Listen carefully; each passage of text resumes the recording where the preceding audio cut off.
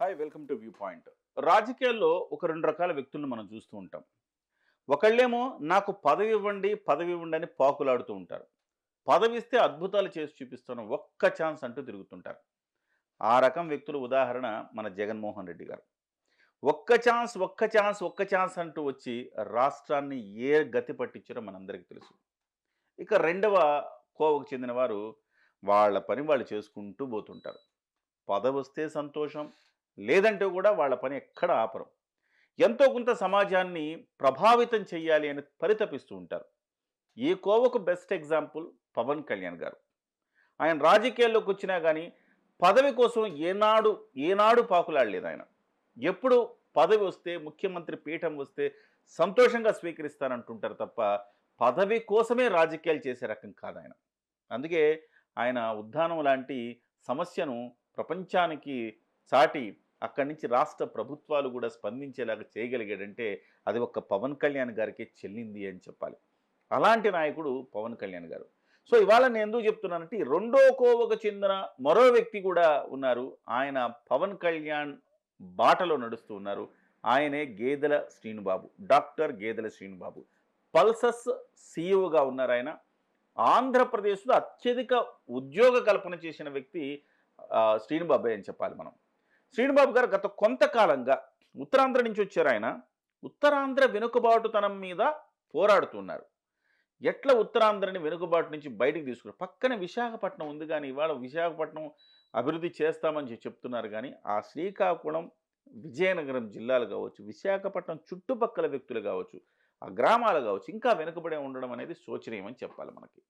అలాంటి చోట్ల ఆయన సహజంగా చెప్తూ ఉంటారు ప్రతి సందర్భంలో 3 కుటుంబాల కోసం 30,000 మంది వలస వెళ్ళారు అని. 3 కుటుంబాలు రాజకీయంగా ఎదిగాయి కానీ ఏ రోజు కూడా అక్కడున్న స్థానిక పరిస్థితులు పట్టించుకోలేదు. కాబట్టి వాళ్ళందరూ కూడా ఇవాళ 30,00,000 మంది యువత వలస వెళ్ళిపోయారు. అయితే ఆయన ఇప్పటికే శ్రీకాకుళంలో ఒక రైతు సదస్సు పెట్టారు. ఆ తర్వాత రైతులు, యువత ఇద్దరిని ఆయన కాన్సంట్రేట్ చేసుకుంటూ వాళ్ళలో అభివృద్ధి రావాలి, వాళ్ళలో చైతన్యం రావాలని ఆయన పరితపిస్తూ ఉన్నారు. సో ఈ క్రమంలో నేను ఎందుకు రాజకీయ పదవుల గురించి ఎందుకు చెప్పానంటే విజయనగరం తెలుగుదేశం పార్టీ ఎంపీగా కూడా పోటీ చేయబోతున్న వ్యక్తి గేదెల శ్రీనుబాబు. సహజంగా ఒక పార్టీ టికెట్ ఇస్తుందంటే ఏం జరుగుతూ ఉంటుందండి? రోజు ఆ పార్టీ చుట్టూతో చక్కర్లు కొడతా ఉంటారు. ఒకవైపు పార్టీ కార్యక్రమాలు పార్టీ చేస్తూ ఉంటే ఈయన కార్యక్రమాలు ఈయన చేసుకుంటూ పోతున్నారు. పార్టీ టికెట్ ఇచ్చి ఆయన గెలిస్తే ఇంతకు మించిన అభివృద్ధి చేయొచ్చు, లేకపోయినా అభివృద్ధి ఆగకూడదు, మనం అనుకున్న లక్ష్యాన్ని చేరాలన్న ఒక తపనతో ఆయన ప్రయత్నం చేస్తున్నారు. సింపుల్గా చెప్తా, శ్రీకాకుళంలోని హెచ్చర్ల వద్ద ఉన్న డాక్టర్ అంబేద్కర్ ఓపెన్ యూనివర్సిటీకి సంబంధించి ఆ యూనివర్సిటీ నేను ఎగ్జిక్యూటివ్ మెంబర్ కూడా ఈయన ఒక సదస్సు, ఒకవైపు రైతు సదస్సులు నిర్వహిస్తూ ఒకవైపు యూనివర్సిటీల్లో యువశక్తి సదస్సులు కూడా నిర్వహిస్తున్నారు. ఆ యువశక్తి సదస్సుకి ముఖ్య అతిథిగా వెళ్ళారు. అందులో దాదాపు 5,000 మంది ఇంజనీరింగ్ గ్రాడ్యుయేట్స్ వీళ్ళందరూ కూడా పాల్గొన్నారు.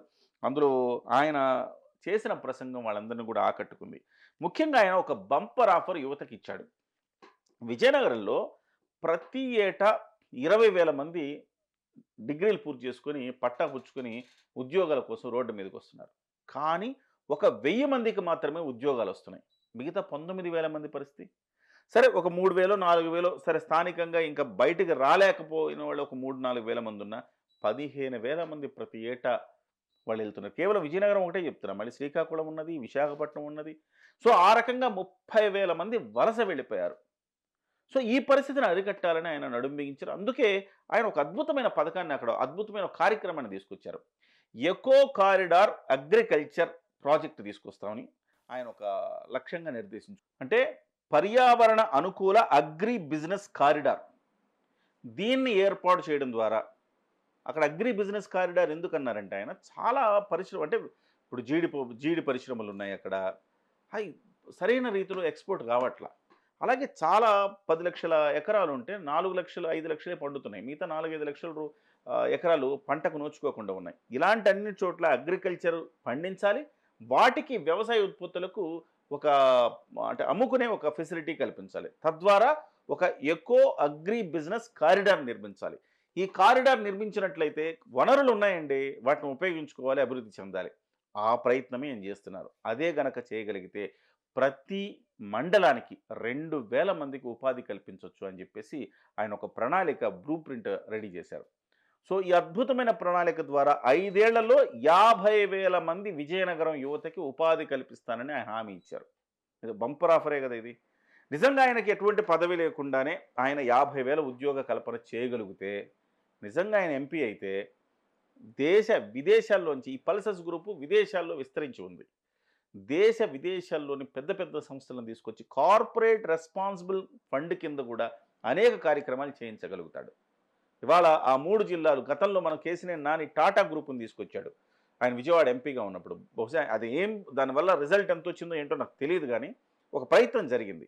అలాంటి ప్రయత్నం గేదెల సినిబాబు లాంటి వాళ్ళైతే ఇంటర్నేషనల్ లెవెల్‌లో గూడా తీసుకురాగలుగుతారు. ఆ ప్రయత్నం చేసి 5 ఏళ్లలో విజయనగరంకు ఒక 50,000 అంటే ఆయన వితౌట్ ఎంపీగా లేకపోతే రేపు తెలుగుదేశం పార్టీ నుంచి ఎంపీగా గెలిస్తే ఆయన 1,00,000 ఉద్యోగాల కల్పన చేయగలుగుతాడు. ఇలాంటి వాళ్ళు ఇలాగ పవన్ కళ్యాణ్ గారి బాటలో నడిచే ఇలాంటి ఒక ఎంటర్‌ప్రెన్యూర్స్ బయటికి రావాలి. ఒక ఉత్తరాంధ్రకు ఒక గేదెల సీనుబాబులాగా, ఒక ఉభయ గోదావరి జిల్లాలు, కృష్ణా, గుంటూరు జిల్లాలకొకళ్ళు, రాయలసీమకొకళ్ళు ఇలాంటి వాళ్ళొస్తే ఖచ్చితంగా ప్రభుత్వాల మీద ఆధారపడకుండా ఆహ్, యువతకు ఉపాధి కల్పన జరుగుతుంది. రైతులకు కూడాను గిట్టుబాటు ధరలొచ్చేలా ఒక మంచి ప్లానింగ్ జరుగుతుంది.